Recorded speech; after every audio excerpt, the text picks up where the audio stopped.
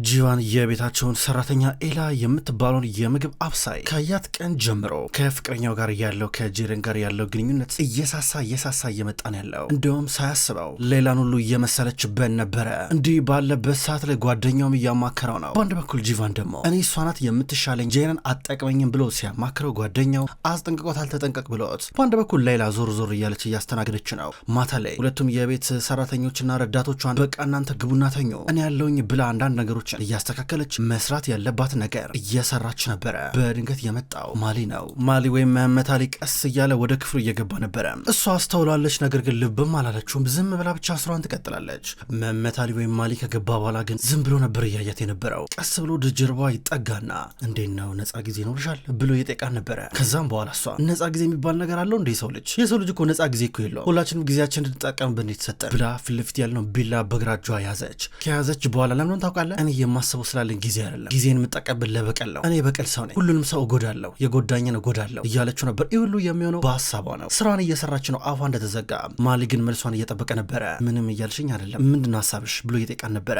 ውይ አናገርከኝ እንዴ? ስራ እኮ እየሰራሁኝ እኮ እያለችው ነው። ድንገት ቴክስት ላከለት። ከኖር አሁኑም እዛው መታጠቢያ ክፍል እንገናኝ የሚል ቴክስት ላከችለት። እሺ ብሎ ላከላት። ለማንኛውም በቃ ቀጣይ እንገናኛለን፣ አመሰግናለሁ፣ እናውራ በደንብ ብሏት እየወጣ ነበረ። መልካም ስራ ብሏት ወጣ። እየሳቀች እሷ ስራዋን ትቀጥላለች። በሌላ በኩል ኑር ማሊ እየጠበቀችው ነበር። መታጠቢያ ክፍል ሆና ገና በሩን ከፍቶ እንደገባ ፈርዳ በጣም ደስተኛ ሆናለች አይደል እንዴ በማለት ጠየቀችው። በጣም ደስተኛ ሆናለች። ማድረግ ያለብኝ ነገር አድርጌያለሁ፣ ምሳ ጋበዝኳት ብሎ እየተናገረ ነበረ። ምንም ደስ እያላት አይደለም። ስማ ፈርዳ ልትቆጣጠራት ይገባል። ምን ሆናል? ቆይ አንተ ጠረጴዛ ላይ ቅድም የሆነው ነገር አላየም እንዴ? ሁሉም ደብሯቸዋል። ፈርዳም ደብሯን ነበረ።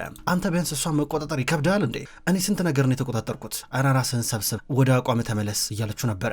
ማን ነው ቆይ ፈርዳ እንደዚህ የሚያናዳት? ፈርዳ እንድትረበሽ የሚያረጋት ማን ነው? እኔ ምንም አልገባኝም ይላታል። ፈርዳ ዋናው ሳሎኗ ቁጭ ብላ እየጠጣች ነው። ስትጠጣ ሲያልቅባት፣ አሁንም ስትቀዳ ሲያልቅባት፣ በድንገት ሌላ መጣች። ኤልያ እስኪ ቅጅልኝ እያለቻት ነበረ። ከዛ ሌላ ብርጭቆውን ተቀበለችውና ልትቀዳላት እየወጣች ነበር። በድንገት ማሊ መጣ። ምንድነው የኔ አበባ ችግር አለ እንዴ? እየደበረች ትመስያለሽ እያለ ወደ እሷ እየጠጋ አጠገባ ተቀመጠ። ዛሬ መጥፎ ቀን ነበረ፣ የማይሆን ቦታ ወስዳኝ ነበረ ቅድም አለችው። ደግሞ እሱ ሜን ጥፋት ሆነ። እኔ እኮ ዘና እንድትልኝ ስለምፈልግ ነው እኮ ነው ፈርዳ፣ እኔ ታውቂያለሽ እንደምወድሽ አረለ። ይኸውልሽ እኔ ቢያንስ ሌላ ነገር እንዳሰባት ታስገድጅኛ እያለ ትከሻዋን እየሳመ ነበረ። እንደሚወዳት ይነግራታል። አልዋጥልሽ አላት። ፈርታ እያየችው ነበረ። ምን እንደምትለው ግራ ገባት። መሄድ ይችላለሁ አለችውና ጥላው ሄደች። ወደ ኪችን መጣች። ኤሊያን እያገኘች አልነበረ። መድኃኒት ፈልጌ ነበር አለቻት። የመጀመሪያ ደረጃ እርዳታ መድኃኒት የሚያስቀምጡበት ትንሽዬ ከረጢት አለቻቸው። እሱን ሌላው ታሰጠቻት። ይህን ጊዜ ፈርዳ የሆነ መድኃኒት ፈለገችና አገኘች፣ ዋጠችው። ከዛ እየሄደች ነበረ። ይህን ጊዜ ሌላ ይህን ከረጢት ከፍታ መመልከት ጀመረች። የመድኃኒቱን ስም አነበበችው። ይሄ ነገር የምር መድኃኒቱ ላይ እንዳለ ጽሑፍ ነው የሚለው እያለች እየጠረጠረች በቀጥታ መድኃኒቱን ትመለከት ጀመረ። በሌላ በኩል ጂቫንም ቢሆን ታናሸቱ ኢፔክ የሆነ ስዕል ስላሳታው ነበረ። ይህም እሱም ስለ ሌላ ስለ ጅነት ፍቅረኛው ሲያወራ ሰምታው ስዕል ስላ ይኸው ያንተና የአብሮ አደገ ብለው ነበር። አሁን ይህን ፎቶ ይህን ስዕል ባየው ቁጥር ብዙ ነገር እያስታወሰ ነበረ። ክፍል ሆኖ ብዙ አሰበና ወደ ጉዙዴ ወደ አሳዳጊው ደወለላት። እንዴት በዚህ ሰዓት ደወለልኝ ብላ ገርሟት አነሳችው። ሄሎ ጂኖ ስትለው ነበረ። እማዬ ጉዙዴ እንዴት ነሽ እያላ ነበር። እንዴት ነች በዚህ ሰዓት በሰላም ነው ስትለው ነበረ። በጣም ይቅርታ ከረበሽኩሽ ይላታል። ችግር የለም አለችው። ከዛ በኋላ ሊያወራት እንደሚፈልግ ነገራት። ነገ መጥቶ ሊያገኛት እንደሚፈልግ ሲነግራት እሺ አለችውና እናወራለን ስትለው ነበረ። በሌላ በኩል ሌላ ወደ መኝታ ክፍሏ እየገባች ነው። ቅድም ፈርዳ ከዋጠችው መድኃኒት አንድ ኪኒን ይዛ መታ ነበር ወደ ክፍሏ። ከዛ ያን ኪኒን ይዛ ከመጣች በኋላ ወደ ጓደኛዋ ወደ ቪዳን እየደወለች ነበረ። እየሰማች ነው ቆንጆ ብላ ጓደኛዋ ስልኳን ታነሳለች። ቪዳን ነርስ ናት። ሄሎ ቪዳን ሆስፒታል ነሽ እንዴ አለቻት። አዎ ከአክስቴ ሴማ ጋር ያላት ችግር አለ እንዴ ስትላን ነበር። ይኸውልሽ የሆነ መድኃኒት ማለት ነው ፎቶ ልክልሻለሁ፣ ምን አይነት መድኃኒት እንደሆነ ለምን እንደሚዋጥ ምናምን ነገር መረጃ ታጣሪልኛለሽ እና አስቸኳይ ነው ባክሽ እያለቻን ነበር። ከዛ ፈርዳ ይቻላል ላኪው ፎቶ አንሺና ላኪው አለቻት። ከዛ በፍጥነት ሌላ ፎቶ አንስታ እየላከችው ነበረ። መድኃኒቱን በእጇ ይዛው እንዲህ ስትገረምና ስታስብ በድንገት በሩ ተበረገደ። በሩን በርግዳ ሳታንኳኳ የገባችው ኑር ነበረች። ኑር እንደዚህ እንደ ሌባ በሩን በርግዳ ስትገባ ኤላ ያላት አማራጭ መድኃኒቱን መደበቅ ነው። የደበቀችው ደግሞ አፏ ውስጥ በመክተት ነበረ። ኑር ገና እንደገባች ሌላ ስታያት ደንግጣለች። ነፃነሽ አይደለ ነገ እንገናኛለን እሺ በጠዋት ላወራሽ የምፈልገው ነገር አለ የምንሄድበትን ቦታ አላለቻት። ምን የተፈጠረ ነገር አለ ትላታለች። ሌላ ደንግጣ አይደለም ስላንቺ አይደለም ስለ ሴራፕ ነው። ሴራፕን በተመለከተ በተመለከተ የሆነ ነገር ማድረግ አለብን። ታውቂያለሽ ላናግርሽ የምፈልገው ነገር አለ። ይኸውልሽ ኤሊያ እኔ እንደምታስብኝ አይነት ሰው አይደለሁም። ሴራፕን በተመለከተ ጠዋት ላይ መጥፎ ነገር ተፈጥሯል። ነገር ግን እሷ ናት እኔን የምታበሳጨኝ፣ እኔ እንድናደርና ሌላ ነገር እንዳረግ የምትወሰውሰኝ የምትገፋፋኝ እሷ ናት እንጂ እንደዚህ አይነት መጥፎ ሰው እኔ አይደለሁም። ሁሉን ነገር በገዛ ጆሮች ሰምተሽዋል። ምን እያለች ስትሞጣሞጥ እንደነበር ሰምተሻል። እኔ ታዲያ እንዴት ብዬ ልፈቅድ እችላለሁ? ቢያንስ ለክብሬ መሞት አለብኝ ስትል አልነበረም? ይህን ጊዜ ሌላ የሚገርም ነገር ተናገረች። እኔ ሀሳቤን መስማት ትፈልጊያለሽ? በግልጽ ልንገርሽ እያልቻል ነበር። ከዛ ነው እሺ ይቻላል ስትል አልነበረም? እኔ እንደውም አንቺን በሆን ኖሮ ከዚህ በልጥ ነገር ማድረግ እችል ነበረ። ምክንያቱም ልጅቷ በጣም ትዕቢተኛ ናት። ልጅቷ ዋጋ መክፈል አለባት፣ መቀጣት ነበረባት። አንቺ ደግሞ ያረግሽው ነገር ተመጣጣኝ ነው። እንደውም እኔ በሆን ኖሮ ከአንቺ የሚበልጥ ነገር ላደርግ እችል ነበረ። ምን ጣጣ አለው ስትል አልነበረ? ኑር ኤሊያን ስታያት በጣም ገረማት። ልክ የእሷን ቢጤ ያገኘች እየመሰላን ነበረ። ረዳቷ የምትረዳት የማትፈርድባት ከማሊ ቀጥሎ። ከዛም በኋላ የልብ ልቧን ልታወራት በጣም እየጓጓች ነው። ለማንኛውም በቃ እፈልግሻለሁ፣ በነገው ዕለት እዚህ ቤት ውስጥ ምንም ስራ መስራት የለብሽም፣ የሆነ ቦታ እንሄዳለን አለቻት። ወዴት ብላ እዚህ ጋር ትጠይቃለች እሷ። ከዛ በኋላ ኑር ወደ ሙዚየም ስትላን ነበረ። ሲመስለኝ ወይዘሮ አርዙን የዋጋውን ልትቀጫት መሰለኝ ብላ እዚህ ጋር ሌላ ጠየቀች። ከዛ በኋላ ኑር በትክክል ገምተሸዋል፣ ጎበስ ነገ እንገናኝ በቃ ብላ ትወጣለች። ነገር ግን የሌላ ጓደኛ ቪዳን ወደ ሌላ ጓደኛዋ ደውላ ስለ መድኃኒቱ ስላጣራችው ነገር ነገረቻት። ሌላ ባጣራሁት መረጃ መሰረት ይሄ መድኃኒት ቅድም የላክሽልኝ ለድብርት ምናምን ነገር የሚሆን ነው። በድብቅ መንገድ ነው አንዳንድ ሀገራችን ውስጥ የሚገባው። በጣም ከባድ መድኃኒት ነው ማለት ስለ እነዚህ መድኃኒቶች ብዙ የሚታወቀ ነገር የለም። ብቻ በጣም በድብርት ለሚጠቁ ሰዎች የሚሰጥ ነው አለቻት። ከዛ በኋላ ሌላ በጣም ገረማት። በሌላ በኩል ማሊ ከሚስቱ ፈርዳ ጋር አልጋ ላይ ያለው፣ እሷ ተኝታለች፣ ማሊ አልተኛም። ከዛም በኋላ ዞር ብሎ ይመለከታታል። ዝም ብሎ ስምጥ ያለ እንቅልፍ ውስጥ እንዳለች ማረጋገጥ አለበት። ፈርዳ እያለ እየጠራን ነበር። እሷ ትነሳ። ኃይለኛ እንቅልፍ ውስጥ እንደሆነች ገባው፣ ተነሳ። ከዛ በኋላ ኑር ቴክስት ላከችለት እየጠበቅኩ ነው የሚል በረጋ። ከዛ በኋላ እሷን በረጋ ነበረች፣ ወጣች፣ መኪና ውስጥ ገባች፣ ትሄዳለች። ይህን ጊዜ ሌላ እሷን ብትሆን ሌሊት አተኛ ቁጭ ብላ ነው የምታሰቡ በመስኮት በኩል ዛሬም አዲስ ነገር ይፈጠራል ብላ ነው የምትጠብቀው። ከዛ እንደዚህ አድፍጣ ስትጠብቅ እነ ኑሩ የእሷ ወጥመድ ውስጥ ገቡላት። ኑሩ መኪና ውስጥ ገብታ ስትሄድ ሌላም ብትሆን መኪና ውስጥ ገብታ እየተከተለች አልነበረም። በመጨረሻ ድብቁ ቤታቸው ጋር ደረሱ። እነ ማለ ወደ ድብቁ ቤታቸው ገቡ። ከዛም በኋላ በመስታወት በኩል ይታያሉ። ገና ከመግባቷ ኑር መጠጥ እየቀዳች ነበረ። መጠጥ እየቀዳች ቀስ ብላ የማልን ጃኬት እያወለቀችለት። ይህን ጊዜ ሌላ መኪና ውስጥ ተደብቃ እንዳለች በስልኳ ፎቶ ልታነሳ ስትል፣ ነገር ግን ማሊ በሪሞት ኮንትሮል የሚሰራውን መስኮት እንዲዘጋ እያደረገው መስኮቱ ከላይ ወደታች እየተንሸራተተ ሲዘጋ ነበረ። አንድም የረባ ማስረጃ እጇ ላይ ሳይገባ በዚህ መንገድ ሌላ ግን እውነቱን አውቃለች በድብቅ እንደሚገናኙ። ነገር ግን ደግሞ በአንድ በኩል ምንም ፎቶ ማንሳት ሳትችል ቀረች። ተናዳ ወደ ቤት ትመለሳለች። እንደመጣች ግን መድኃኒቶቹን እየቀያየረች ነበረ። ፈርዳ እንድትውጥ የሚያረጓትን መድኃኒት ብልቃጥ ገልብጣ በሌላ እያረገች መልሳ መድኃኒቶቹን መቀየር ተያያዘችው። መድኃኒቶቹን በአግባቡ ከቀያየረች በኋላ ወደ እንቅልፏ ሄዳ ትተኛለች።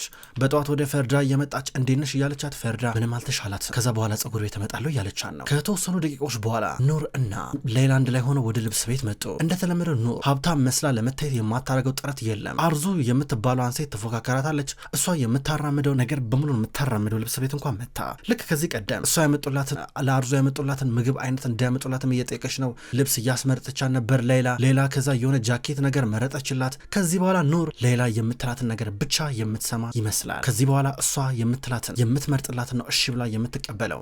ዛሬም እንኳን እሷ የመረጠችላትን ልብስ ነበር ያደረገችው። አሁን ወደ ፕሮግራሙ እየመጡ ነበረ። ዛሬ የጨረታ ፕሮግራም አለ። ገና እንደገቡ አርዙ ከባሏ ጋር ነበረች። ስታያት በርቀን ኑር መጡ እንዳዞር የድህነቷ ንግስት መታለች ስትሎ ነበር። ባሏን ማናት እያለ ያሉ ይመጡ እንዴ እያሉ እሱም ከሚስቱ አርዙ ጋር እያወራ ነበረ።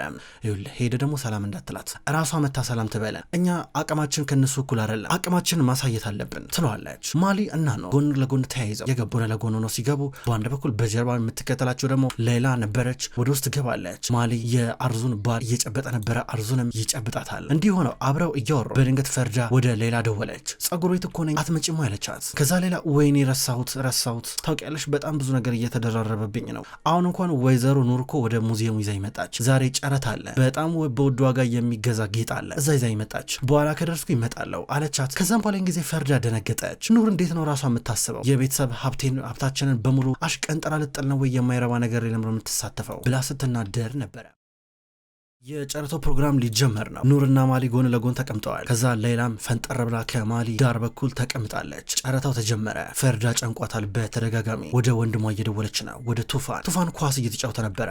ስልኩ አልነሳልሽ አላት። እሷ ግን ጨነቃት። የጨረታው ዝግጅት እንደተጀመረ ነው ያለው። ዋጋ ይጠራል። አንዳንድ ውድ እቃዎች ይሸጣሉ። ነገር ግን ዋናው አርዙ እንዲሁም ኑር በግል የሚፎካከሩበት የሆነ ጌጥ አለ። ከብዙ ዓመታቶች በፊት ንጉሠ ነገስቶች የሚጠቀሙበት አይነት ጌጥ ነው። ይህንን ጌጥ ሚገዛ እያለ የሚያጫርተው ሰው ጠየቀ። በ100,000 ሊሬ እንደ ቀልድ ተጀመረ። በ100,000 ሊሬ ተጀምረው 1 ሚሊዮን ገባ። 1 ሚሊዮን ሲገባ ወዲያው ነበረ ኑር እና አርዙ ፉክክራቸው የቀጠለው። ባንዴ ኑር ዋጋውን ሰቅላ 2 ሚሊዮን አረገችው። እንደገና አርዙን ብትሆን 2.3 ሚሊዮን አረገችው። እንዲህ ያሉ እየተፎካከሩ በድንገት 4 ሚሊዮን ሊሬ ደረሰ። የኑርና የአርዙ ፍጥጫ አሁንም ተያይዘው ቀጥሏል። በአንድ በኩል ላይላ በፈገግታ ሁኔታውን ትመለከታለች። ከዛም በኋላ 4.5 ሚሊዮን ደረሰ። ድንገት አርዙ ነበረ 5 ሚሊዮን ሊሬ ብላ ዋጋ ጠራቸው። ኑርም እጇን አወጣች። ይህን ያጫራቱ የኑርንም ስም አያቆም ስሟን እየጠየቀ ይቅርታ ወይዘሮ ኑር፣ አሁን እሷ የጠራችው ወይዘሮ አርዙ የጠራችው 5 ሚሊዮን ሊሬ ነው። 5 ሚሊዮን ሊሬ ከዛ በላይ መጥራት ትችላለሽ እያላን ነበረ። ይህን ጊዜ ኑር እችላለሁ አልችልም እንዴ ስትል ማሊ ደግሞ ይቅርብሽ እያላት እየገፋፋን ነበረ። በድንገት እጇን ወደ ላይ ስታወጣ ቱፋን እየመጣው እጇን እየያዛን ነበረ። አይሆንም እያለ ነበረ። በአንዴ አርዙና ባሏ ደነገጡ። ዞር ብሎ እየሳቁባን ነበረ። አርዙ ጌጡን ገዛቸው፣ እቃውን የግሏ አረገችው። ለኑር ግን ይሄ የበርግ ገንዘብ ጉዳይ አልነበረም፣ የፉክክር ጉዳይ ነበረ። ከዛም ተሰብስበው ወጡ። ሌላ ከሞላ ጎደል ዛሬ ደስተኛ ናት። ድንገት ጂቫን ደግሞ ጭራሽ በርጋ ስታገኘው የበለጠ ተደሰተች። ከዛ በኋላ ኢፔክ ታናሽ እህቷ እንደሆነች ባታውቅም የሳለችውን ስዕል ስታይ በጣም ተደሰተች። ጂቫንን ጠየቀችው። ኢፔክ ናት የሳለችው ብሎ እየነገራን ነበረ። እምባ የተናነቃት ውስጥ ገባ። ቱፋን እና ኑር በጣም ተጨቃጨቁ። ምን አረኩ? ቆይ ቢያንስ አንድ ጊዜ እንኳን ብትፈቅድልኝ 5 ሚሊዮን እኮ ነው እያለችው ነበረ። ስም የቤተሰቤን ገንዘብ የራሴንም ገንዘብ በዚህ መንገድ ነው የመበተነው ማን ስለሆንኩኝ ነው እያላን ነበር። አልፈቅድልሽም እያላን ነበረ። በአይነኛው ተጨቃጨቁ። አንዴ እንኳን ብትረዳኝ ምን አለበት በህይወት ዘመን ብላው ጮኻበት ትሄዳለች። በሌላ በኩል ጂኖም ቢሆን የሌላ መቃብር ጋር እየመጣ ነበረ። ይህን ስዕል ሊያስቀምጥ ስለናፈቀችው ወደ መቃብሯ እየቀረበ ሲመጣ ጉድጓድ የተቆፈረ አገኘ። ባዶ ነው። ማን ነው የቆፈረው ብሎ ደነገጠ። ወደ ቢሮ ገባ። ሲገባ ሰራተኞቹ ተቀይረዋል። አዲስ ሰው ነው ያለው። ናኢልኝ አለው። ከዛ ዚህ ማንም አልተቀበረም ብሎ ሪካርዶች ተመለከተለት። የተመዘገበበትን አመት ከነገረው በኋላ ቢፈልጉ ሌላ ይልማዝ በሚል ስም ቢፈልጉ የለም። በዚህ አመት በዚህ ወር በዚህ ቀን እንደዚህ የሚባል ሰው እዛ ጋር አልተቀበረም። ያ የመቃብር ቦታ ሲጀመር አልተመዘገበም ተብሎ ተነገረው። ጂኖ ግራ ገባው። ጉዝዴን ማናገር አለብኝ ብሎ እያሰበ ነው ያለው። በሌላ በኩል አሁን ማሊ እና ኖር ወደ ራሳቸው ወደ ተከራዩ ቤት አፓርታማ መጥተው እየተጨቃጨቁ ናቸው። እስካሁን ድረስ እብድ አድርጋችሁ ነው የምታስቡኝ፣ ከዚህ በኋላ ግን ማንም እኔን አያዘኝም ብላ ኑር የመጨረሻ ተናዳ ስትጮህ ነበረ። በተለይ ደግሞ ማሊ ገና ጂኖን እንዳረገዘችው እስር ቤት እንደገባ ከዛ በኋላ እሷ ልክ እንደምንም ነገር ትቦ ስር እንደወለደችው ብዙ መከራ እንዳየች ከዚህ በኋላ የወንድን ሀሳብ በተለይ ደግሞ የቱፋንና የእሱን ሀሳብ የምትሰማበት ምንም አይነት ምክንያት እንደሌለ ትናገራለች። በራሴ እንቀሳቀሳለሁ እያለችው ነበረ። በሌላ በኩል ጂኖ ጉዝዴን ለማየት መጣ። ወደ ውስጥ ሊገቡ ናቸው። እየጠየቃን ነበረ። እውነቱን ንገሪኝ ብሎ እያፋጠጣት ነው። በሌላ በኩል ሌላ ኢፔክ እህቷ እንደሆነች አታውቅም። ዛሬ ግን ሰዓቱ የደረሰ ይመስላል። ወተት ልትሰጣት ወደ ክፍሏ ገባች። እንኪ ብላ ሰጠቻት። ከዛ ኢፔክ ወተቱን ያዘችው፣ እጇ ተንቀጠቀጣ፣ ለቀቀችው። ስትለቀው ደነገጠች። ኢፔክ እየሮጠች ስትሄድ ነበረ። ከዛም በኋላ ወዲያው ሌላ ይዛት መታ ከአያቷ ጋር አገናኘቻት። ኢፔክ ደህና ትመስለኝም ስትላን ነበረ። እንዴ ለምን ምን ሆነሽ እያለቻት አያቷ ስጠይቃት ነበረ። ሀቲሴ እንዲያለች ስትጠይቅ እጇ ተንቀጠቀጠ። ኢፔክ የሆንሹን ነገር ንገሪያት ስትላት እንዴ ኢፔክ እኮ እንደዚህ እኮ ናት እጇ ይንቀጠቀጣል እኮ ብላ በሕክምና ስሙ ያለባትን ህመም ነገረቻት። ይሄ ከዘርዘር ይተላለፋል መሰለኝ እንደዛ ሲባል ሰምቻለሁ ብላ ነገረቻት። መድኃኒትም እንደሚሰጣትና መድኃኒቶቿን እንደምትከታተል እንደዚህ እንኳን መያዝ እንደማትችል ይነገራታል ሌላ። ከዛ ኢፔክን ወዲያው ዞር ብላ አቀፈቻት። ይቅርበኝ አላወኩም ነበር አለቻት። ሌላ ግን እንደዚህ ይቅርታ ጠይቃ ወደ ክፍሏ ከገባሽ በኋላ ምንም ሰላም የለም። አይምሯ መበጥበጡን ተያያዘው። አይሆንም ይሄ ሊሆን አይችልም ትላለች። ልጅ እያለች የተፈጠረው ነገር አስታወሰች። አባቷ ጠረጴዛ ላይ ሻይ እየቀዳ ነበረ። ቁጭ ብሎ ጠረጴዛ ላይ አድርጎ በሲኒ እየቀዳ ድንገት እጁ ተርበተበተ። ድንገት ሌላ ስታየው ቶሎ አስቀይሰን አስቀመጠው። አባዬ ምን ሆናል እስኪ እጅ ስትሎ ነበረ። ከዛውን ይህን ነገር አስታውሳ ኑር ደግሞ ከአባቷ ጋር ያላትን ነገር ታውቃለች። አይሆንም ወይኔ እቺ ልጅ እህቴ ብትሆንስ ኢፔክ እህቴ ናት እንዴ? ኧረ አይሆንም በጭራሽ እያለች ነበረ። አሁን ጂቫን ከጉዝዴ ጋር እየተፋጠጠ ነበረ። ታውቂያለሽ አንድ ጊዜ ነጆ መጥቶ እዚህ ጋር ካደር ብሎ ጠራሽ እና ልትገዩ ደረሽ እያለን ነበረ። ካደር የሚለውን ስሜን አልወደውማ፣ ለዛ ነው ጉዝዴ ብዬ የቀየርኩት፣ ምክንያቱ ካደር ከሚለው ስሜ ጋር መጥፎ ታሪክ ተያይዟል አለችው። እስቲ ማየ ጉዝዴ ስል ተመልከች፣ ኢፔክ ነበረች የሳለችልኝ ለእኔ ለእኔና ለሌላ ስለ ሌላ ከጓደኛ ጋር ሳወራ ሰምታኝ ከዛ እኔ ሌላ ይህን ስል ላስቀምጥ መቃብራው ጌርኩኝ ተቆፍሯል ባዶ ነው በዛ መቃብር ስም የተመዘገበ ነገር የለም ሳስበው እኔና ሌላን የልጅነት ፍቅር የለያየን ሞት አይደለም የለያየን እጣ ፋንታ ነው የለያየን በማል የገቡ ሰዎች ናቸው አሁን እንድትነግሪኝ ፈልጋለሁ እንድትነግሪኝ ደግሞ የምፈልገው ሌላ የት እንዳለች ነው እስኪ ንገሪኝ ሌላን የት ነው ያስቀመጣችኋት ለሷስ ምን ብላችሁ ነበር የነገራችኋት ጂቫን የት ሄደ ጂኖ የት ደረሰ ነበር ያልሻት እሺ ሌላን የት እንዳለች ንገሪኝ እሺ ሌላ የት ናት እርግጠኛ ነኝ አሁን በህይወት እንዳለች አረጋግጫለሁ መቃብሩ ባዶ ነው እዛ ጋር ምንም የተፈጠረ ነገር የለም ልጅ እያለሁ በቀላሉ ነበር ነገሮችን የማምነው አዎ አንድ ባንድ ሁሉ ነገር እየለቀምኩ ስሰማሽ ነበር አሁን ግን ከዚህ በኋላ ይሄን ማድረግበት ምንም አይነት ጉልበት የለም ሌላ የት ናት ማየጉዙ ንገር እያለ መለከታተል እሷ ምን መናገር እንዳለባት ፈርታው እያየችው ነበረ ክብሯን ተመልካቾች እንኳን ወደ ቅጠል ቲቪ የዩቲዩብ ቻናል በሰላም መጣችሁ ውድ ተመልካቾች በዛሬው ዕለት የበቀል እስረኛ የሚሰኘውን ድራማ ተመልክተናል ውድ ተመልካቾች ከዚህ በኋላ በቅጠል ቲቪ የዩቲዩብ ቻናል የበቀል እስረኛ አስደማሚ ምርጥ ድራማ ወደ እናንተ ይደርሳል ከእናንተ የሚጠበቀው ላይክ ሼር ሰብስክራይብ እያደረጋችሁ መከታተል ብቻ ነው ሁልጊዜም ስለምትከታተሉኝ ከልብ አመሰግናለሁ ተመልካቾች ዘውድ ድራማውን ቢሆን ይቀጥላል በሱም ድራማ በቀጣይ በድጋሚ የምንገናኝ ይሆናል በቀጣይ በአዲስ ቪዲዮ እስከምንገናኝ ድረስ በያላችሁበት መልካም ቆይታ ይሁን